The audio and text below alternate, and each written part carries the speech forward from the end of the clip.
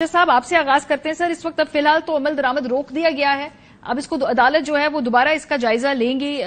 जो तीन अहम नुकात जिसके बारे में बात की गई है, पहले तो ये कि जी ये आइन की मखसूस शिकों से इसमें इसका तसादुम होता है, दूसरे के बिल अदलिया की आजादी के खिलाफ है, उसके अलावा कि पार्लियामेंट कर नहीं सकती इस तरह की तरमीम। जी मारिया, इस तरह है कि जो बिल जब बनाया गया तो उस वक्त आर्टिकल 191 का हवाला दिया गया लॉ मिनिस्टर साहब की तरफ से, कि जिसमें ये लिखा है कि subject to constitution and law. उनके बकौल कि अगर सिर्फ सब्जेक्ट टू कॉन्स्टिट्यूशन लिखा होता तो फिर तो कॉन्स्टिट्यूशन में अमेंडमेंट करके हम 184(3) के हवाले से बात कर सकते हैं, कोई अमेंडमेंट ला सकते हैं। लेकिन चूंकि ये लिखा हुआ है एंड लॉ, और उससे सबऑर्डिनेट लॉ 1980 से अब तक नहीं बना, तो अब हम चूंकि बनाने जा रहे हैं तो इसमें ये चीजें जो हैं वो डाल रहे हैं। वो चीजें हमसे जब उन्होंने पूछा during draft, preparation of draft, तो हमने ये कहा कि जो 184(3) की अपील जो आप इस पे प्रोवाइड कर रहे हैं, ये हमारा दरीना मुतालबा है, और ये ना होने की वजह से जो साइलीन है जिनके खिलाफ फैसले होते हैं उनके पास कोई और फोरम नहीं रहता, क्योंकि सुप्रीम कोर्ट ऑफ पाकिस्तान के बाद अल्लाह की अदालत रह जाती है। तो इस तौर पे आर्टिकल 10A भी रिडंडेंट हो जाता है, उसमें फेयर ट्रायल का हक रख दिया गया है कि फेयर ट्रायल होगा, क्योंकि इससे फेयरनेस नजर नहीं आती कि 184(3) में आप 3-4 फोरम नीचे के स्किप करके डायरेक्ट सुप्रीम कोर्ट में मैटर ले आए और वो डिसाइड कर दे। उसमें गलती भी हो सकती है, एविडेंस वहां कलेक्ट नहीं हो सकती, एविडेंस रिकॉर्ड नहीं होती, तो उसमें कहीं न कहीं ये गुंजाइश रह जाती है। अपील का हक नहीं हो सकता ना, अपील का हक नहीं मिलेगा अगर एक दफा, ये बेसिक पॉइंट है ना जो आप तो हम ये हमारा मुतालबा बार कौंसिल का शुरू से रहा है। जितने भी हमारे कन्वेंशन हुए हैं, जितनी भी कॉन्फ्रेंसेस हुए हैं, उसका जो एलामिया जारी किए गए हैं, उसमें हमने तवातुर के साथ इस चीज का मुतालबा किया कि 184(3) की अगर supreme court of Pakistan cognizance लेती है तो फिर अपील की प्रोविजन होनी चाहिए। और ये बात न सिर्फ हमारी तरफ से, अगर आप बाकी 4 जजों को सुप्रीम कोर्ट का हिस्सा मानते हैं तो उन्होंने भी यही बात की है कि 184(3) की जो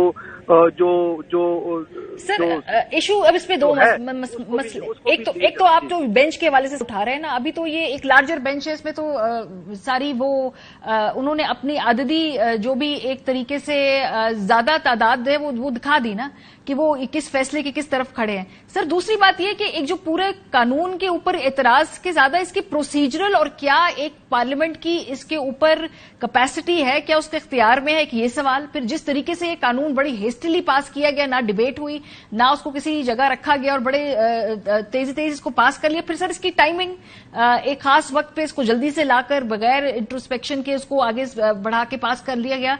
ये 3 बातें भी अंडर कंसिडरेशन है, तो जब ये केस आगे सुना जाएगा उसमें इस पे भी जरा होगी, ये मामलात भी एक्सप्लोर होंगे।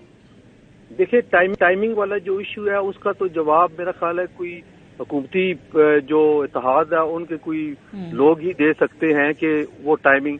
हम टाइमिंग वाले मैटर को साइड पे रखते हुए ये जरूर कहते हैं कि इसमें जो 4 या 5 चीजें डाली गई हैं वो सारी की सारी वो हैं जिससे पब्लिक एट लार्ज को बेनिफिट मिलना है। मसलन अब आप देखें कि एक ये है क्लॉज कि जो ऐसे petition supreme court of Pakistan में दायर होती हैं जिनमें अर्जेंसी हो, स्टे मैटर हो या बेल हो, तो उसमें अर्जेंट फॉर्म लगा के फाइल होती हैं, तो उनका फॉर इंडेफिनिट पीरियड फिक्सेशन नहीं होती।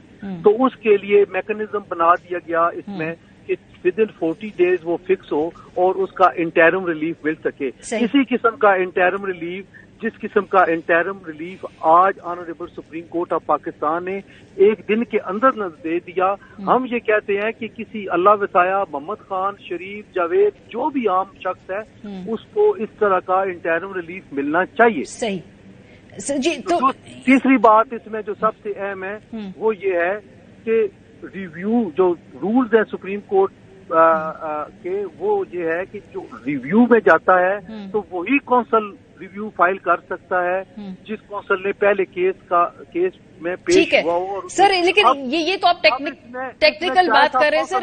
اس میں دوسرا اینگل بھی ہے نا. یہ تو ٹیکنیکل بات ہے کہ جو بل کے اندر جو معاملات ہیں وہ آبویسلی اس کی ایک ٹیکنیکل ڈبیٹ ہے. لیکن پورا بادشاہ صاحب کیا یہ بات درست نہیں ہے کہ اصل ایشو جو ہے وہ ہے کہ جی الیکشن وقت پہ ہونے ہیں یا نہیں ہونے؟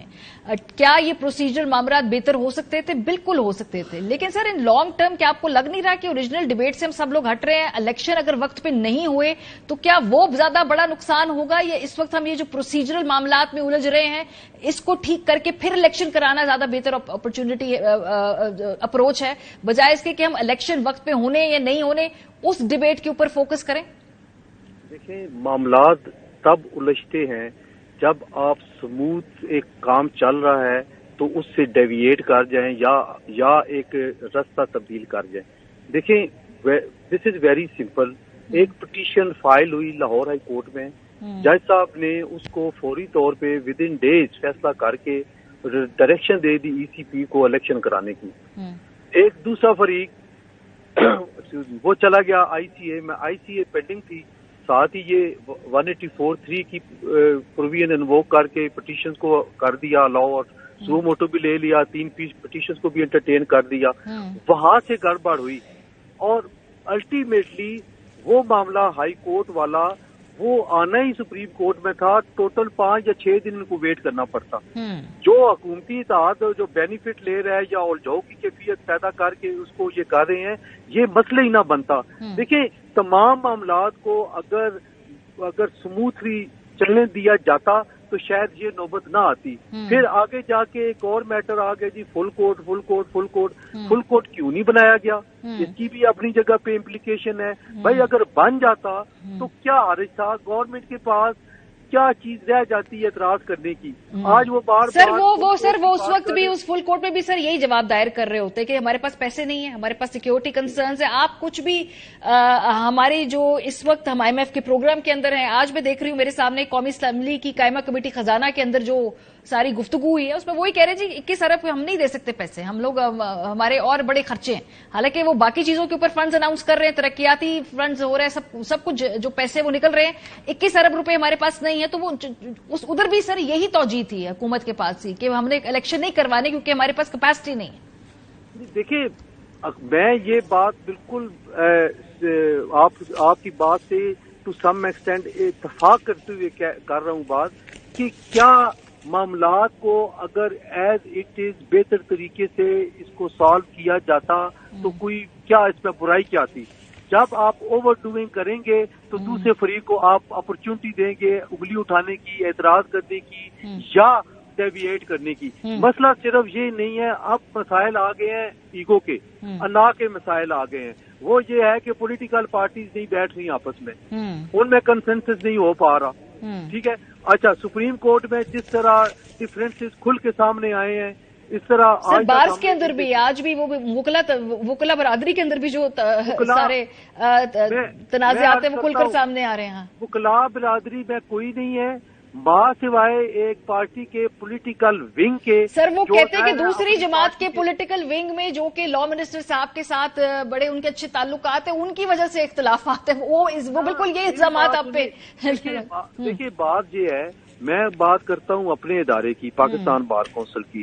پاکستان بار کونسل کی جو اس وقت آئیڈینٹی ہے، ہمارا کسی پولیٹیکل نہ وائس چیئرمین صاحب کا نہ میرا کسی پولیٹیکل پارٹی کے ساتھ کوئی وابستگی نہیں ہے.